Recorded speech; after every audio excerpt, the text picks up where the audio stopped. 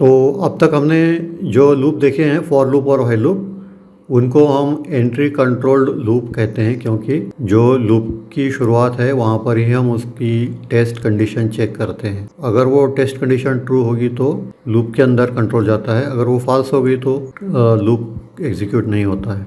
तो उसको हम एंट्री कंट्रोल्ड लूप कह सकते हैं। अब हम एग्जिट कंट्रोल लूप देखेंगे, जबकि पहले लूप के स्टेटमेंट्स एग्जीक्यूट होंगे, उसके बाद में कंडीशन को टेस्ट किया जाएगा, टेस्ट कंडीशन जो है वो चेक की जाएगी। तो इसका एग्जांपल है डू व्हाइल लूप। तो डू व्हाइल लूप किस तरह से काम करता है, इसके लिए हम एक डेमो प्रोग्राम बनाएंगे। इसके लिए आपने ब्लूजे के कंपाइलर में एक नया क्लास बनाइए और यहाँ पर डू व्हाइल 1 लिखिए और फिर इसका जो आइकॉन है उसके ऊपर डबल क्लिक कीजिए और उसमें जो डिफ़ॉल्ट प्रोग्राम होगा उसको सेलेक्ट ऑल करके डिलीट कर लीजिए। और फिर इस वीडियो के नीचे कमेंट्स में आपको ये प्रोग्राम दिखाई देगा, छोटा सा प्रोग्राम है, इसको कॉपी करके पेस्ट कर लीजिए अगर आपको आसानी हो तो। अब हम देखेंगे ये प्रोग्राम कैसे काम करता है।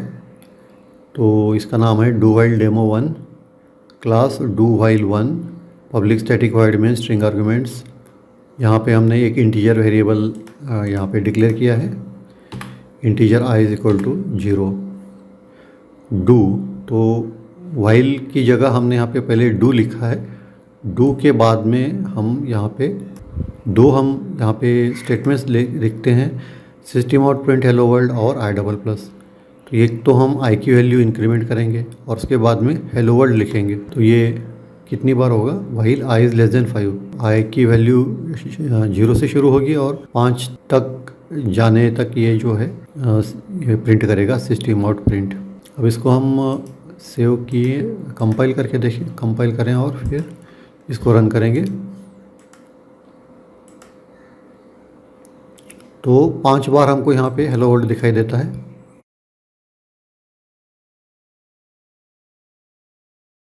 अब यहाँ पे हम डू व्हाइल का कैरेक्टरिस्टिक्स देखते हैं कि क्यों ये कम से कम एक बार तो एग्जीक्यूट होता ही होता है। अगर क्या होगा कि अगर ये टेस्ट कंडीशन शुरू से ही फॉल्स हो, चूँकि i <5 है तो यहाँ पे स्पेस है, यानी i की वैल्यू पहले ही 1 होगी, 2 होगी, 3 होगी, 4 होगी, जब और फिर 5 होगी, तब तक ये जो है ये एग्जीक्यूट होता रहेगा। लेकिन अगर टेस्ट कंडीशन शुरू से ही फॉल्स है, जैसे यहाँ पे मैं लिखूँ कि -9, व्हाइल i <-9, और यहाँ पे i की वैल्यू हमने इनिशियलाइज़ की है 0 और टेस्ट कंडीशन है i -9, यानी जो टेस्ट कंडीशन है ये एकदम शुरू से ही फॉल्स हो जाएगी। तो अगर एंट्री कंट्रोल लूप होगा तो लूप के अंदर जो है कंट्रोल जाएगा ही नहीं, तो ये स्टेटमेंट्स एग्जीक्यूट होंगे नहीं, अगर फॉर लूप या व्हाइल लूप अगर हम इस्तेमाल कर रहे हो तो।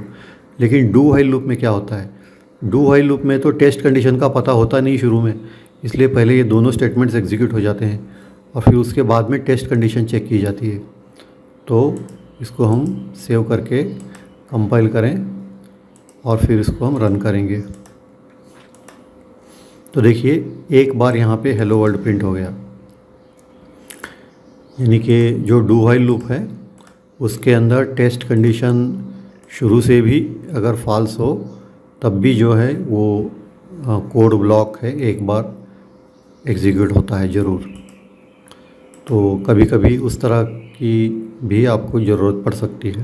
तो अब हम डू लूप के अंदर इफ़ एल्स का इस्तेमाल करेंगे, इफ़ एल्स डू व्हाइल के अंदर। तो ये आप और एक नया क्लास बनाइए और या किसी सेम क्लास में भी आप इसको पेस्ट कर सकते हो जैसा आप चाहो। Class do while 2, public static void main string arguments, integer i = 0, do i++। तो यहाँ पे टेस्ट कंडीशन है i <10, तो 0 से लेकर 10 तक जो है ये स्टेटमेंट्स एग्जीक्यूट होंगे। इफ़ i mod 2 = 0, यानी कि i को 2 से डिवाइड किया तो अगर रिमाइंडर 0 है, यानी कि अगर वो सम संख्या है, अगर वो इवन नंबर है, तब हम प्रिंट करेंगे हेलो वर्ल्ड। अगर वो इवन नंबर नहीं है, यानी कि अगर ऑड है, तो हम प्रिंट करेंगे हाउ आर यू। तो हम चाहो तो इसको चेक करने के लिए यहाँ पे i भी ऐड कर सकते हैं, ताकि हमको पता चले कि किस नंबर के समय में हमको क्या आउटपुट मिला है। तो इसको हम सेव करें और फिर कंपाइल करेंगे और फिर इसको हम एग्जीक्यूट करेंगे। तो यहाँ देखिए 1 2 3 4 5 6 7 8। अब यहाँ देखिए जो फॉर्मेटिंग किस तरह से काम आती है, यहाँ पे 1 और हाउ आर यू के बीच में कोई गैप नहीं है, तो ये रीडेबल नहीं होता उतना। तो अगर हमको टेक्स्ट का जो आउटपुट है अगर रीडेबल बनाना है तो यहाँ से कर सकते हैं। जैसे ये हेलो वर्ल्ड लिखा है, तो ये जो कोट है डबल कोट के अंदर अगर हम स्पेस देते हैं तो वो स्पेस जो है हमको आउटपुट में भी दिखाई देगा। तो इसको हम सेव करके कंपाइल करें और फिर इसको रन करेंगे। तो यहाँ पे स्पेस आ गई। तो ये जब भी ऑड होगा तो हाउ आर यू कहेगा और इवन नंबर को हेलो वर्ल्ड कहेगा। तो इस तरह से हमने इफ़ एल्स का इस्तेमाल किया डू व्हाइल लूप के अंदर। अब हम इसमें ब्रेक का इस्तेमाल करेंगे। आपने देखा होगा कि हमने फॉर लूप में और व्हाइल लूप में ब्रेक का इस्तेमाल किया है। तो ब्रेक का मतलब वो लूप के बाहर चला जाता है टोटली, जो भी लूप होगा तो उस लूप के बाहर चला जाएगा कंट्रोल। तो यहाँ पे हम डू व्हाइल 3 हमने यहाँ पे नाम दिया है। इसको भी आप कॉपी करके पेस्ट कर लीजिए। Public class do while 3 public static void main string arguments integer i equal to 0 do i double plus system out print how are you if i is equal to 5 break. यानी कोई भी test condition है। तो test condition किस लिए होती है, कभी कभी क्या होता है जैसे हम कोई प्रोग्राम बना रहे हैं तो उसके अंदर प्रोग्राम हैंग हो जाता है। तो अगर प्रोग्राम हैंग हो तो बेहतर होता है कि हम उस प्रोग्राम को टर्मिनेट कर दें या एग्ज़िट कर लें। तो ऐसे समय में ब्रेक जो है वो स्टेटमेंट काम आता है। तो ब्रेक का इस्तेमाल करने के लिए हमने कोई एक आर्बिट्ररीली एक कंडीशन यहाँ पे चूज़ की है। तो इसका कोई प्रैक्टिकल मतलब तो है नहीं, मगर प्रैक्टिकली ब्रेक का इस्तेमाल इस तरह से किया जा सकता है। तो कंडीशन हमने दी है कि इफ़ i इक्वल्स 5, तो i जो है वो 0 से लेकर 10 तक इसका इटरेशन होगा और उसके अंदर जब इसकी वैल्यू 5 हो जाएगी तो ये है लूप के बाहर चला जाएगा, तो ब्रेक। तो इसको हम सेव करके कंपाइल करें और फिर इसको हम रन करके देखेंगे। तो 1 2 3 4 5 हाउ आर यू। तो लूप की कंडीशन थी i इज़ लेस दैन 10। तो अगर हमने टेस्ट कंडीशन नहीं दी होती तो ये 10 बार एग्जीक्यूट होता, लेकिन हमने 5 के बाद में इसको ब्रेक किया तो ये ब्रेक हो गया। तो इसको क्लियर कर लें। अब ब्रेक की जगह हम कंटिन्यू का इस्तेमाल करेंगे। यहाँ पे देखें कि कंटिन्यू का इस्तेमाल करते समय जो एग्जीक्यूटेबल स्टेटमेंट्स हैं वो कंटिन्यू के बाद लिखे जाने चाहिए।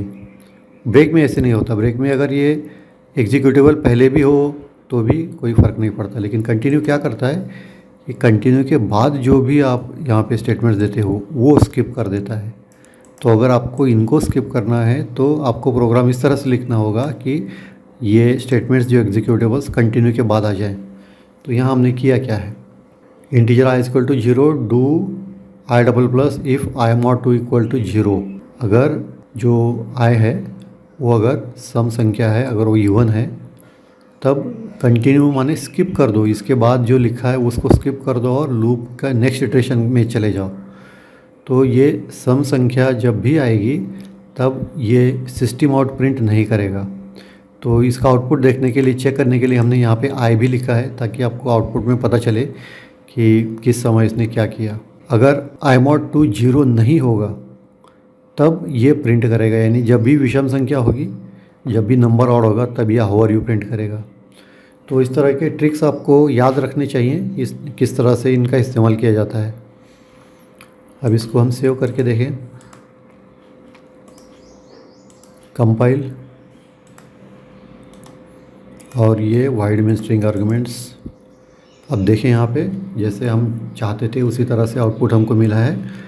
जब भी ये नंबर ऑड है उस समय ये हाउ आर यू प्रिंट करता है और जो इवन नंबर्स हैं उनको वो स्किप कर देता है। तो ये आप ज़रूर इस प्रोग्राम को ध्यान से देखें किस तरह से ये लिखा गया है।